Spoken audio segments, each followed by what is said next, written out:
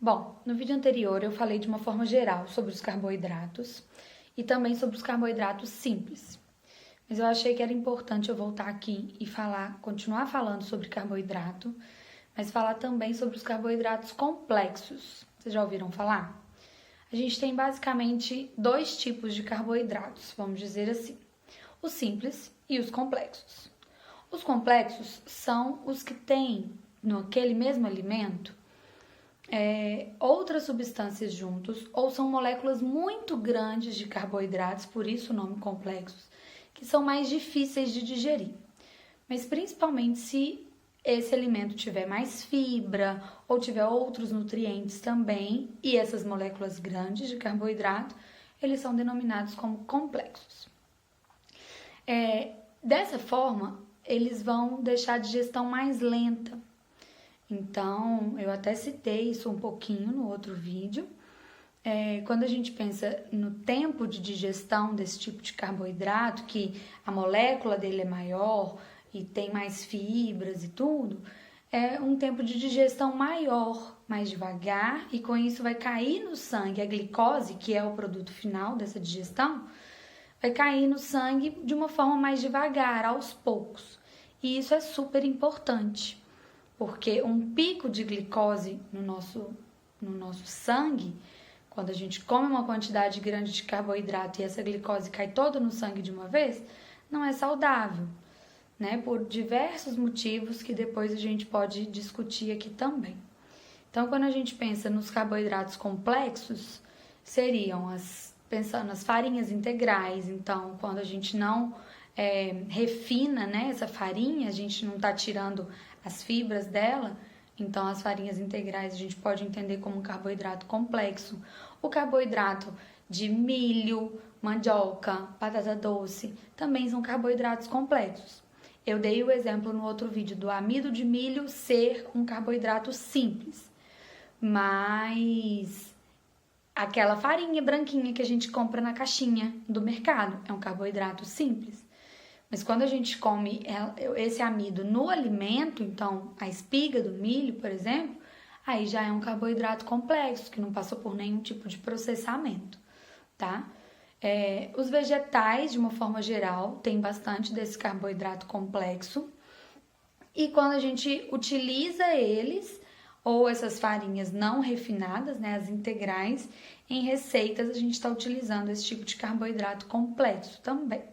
Então, biscoitos integrais com aveia, com farinha integral, o arroz integral, quando a gente faz um pão integral com essa farinha, né, que não foi refinada, é com esse tipo de carboidrato complexo. Você já ouviu falar sobre índice glicêmico?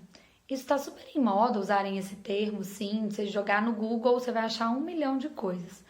E aí uma das coisas que mais se fala é que a gente tem que comer alimentos de baixo índice glicêmico, que eles que são saudáveis. Então vamos entender um pouquinho o que seria isso.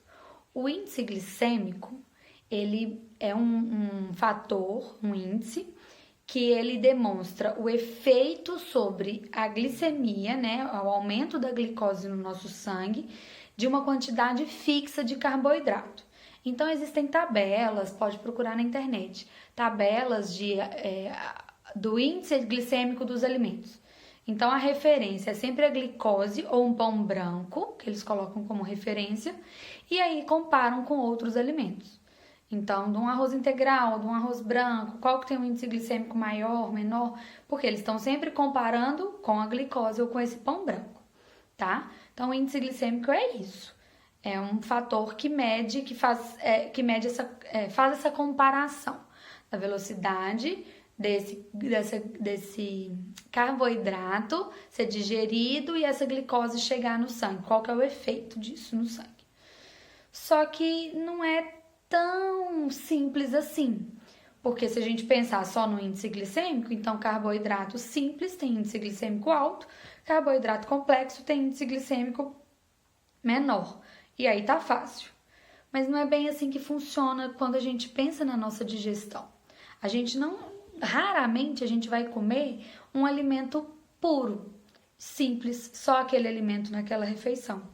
Então, essa velocidade com que essa glicose vai chegar no sangue, igual eu já até falei aqui, vai depender do que mais compõe aquela refeição, da quantidade que está sendo consumido daquele alimento, porque vai variar se eu estou comendo um pouquinho de açúcar, que seria um carboidrato simples, no meio de uma refeição rica em folhas, rica em legumes, rica em carboidratos complexos, com gordura, com proteína, e aí essa minha digestão vai ser lenta e esse açúcar ele não vai para o sangue rapidamente, igual ele iria se você simplesmente comesse uma colher de açúcar, entende? E aí a gente já passa para um outro termo, que é algo que a gente tem que olhar mais, mas aí o nutricionista que vai observar melhor isso, que é a carga glicêmica. Então, a carga glicêmica já tem a ver com a quantidade que está compondo aquela refeição e a composição daquela refeição.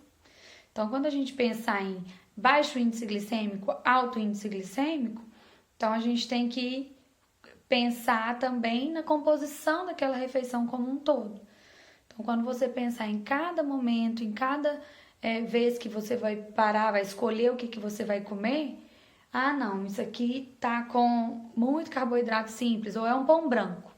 Nossa, hoje só tem pão branco, só tem pão de sal, pão francês, né? Que varia de lugar para lugar, como é que chamam. E aí, eu não queria comer uma coisa que fosse de digestão tão simples, eu preciso me saciar melhor nessa refeição, então eu preciso deixar essa digestão mais lenta.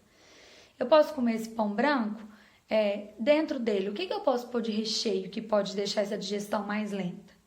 Eu posso pôr fontes de proteína, posso pôr fontes de fibra, de outros nutrientes para deixar essa digestão mais lenta ainda. E aí eu posso, junto com esse pão, fazer um suco sem coar, um suco desses que a gente coloca legumes e outras frutas e folhas, e aí eu não vou coar e eu vou estar colocando mais nutrientes nessa refeição e deixando mais lento. Então, o índice glicêmico dessa refeição, que poderia ter sido só um pão branco e que seria lá no alto, seria o maior índice glicêmico, a gente vai conseguir abaixar devido à composição da refeição como um todo. Entenderam? Então, isso é muito importante para a gente conseguir pensar no nosso dia a dia como balancear isso. E aí, deu vontade de comer um doce, mas o doce é proibido?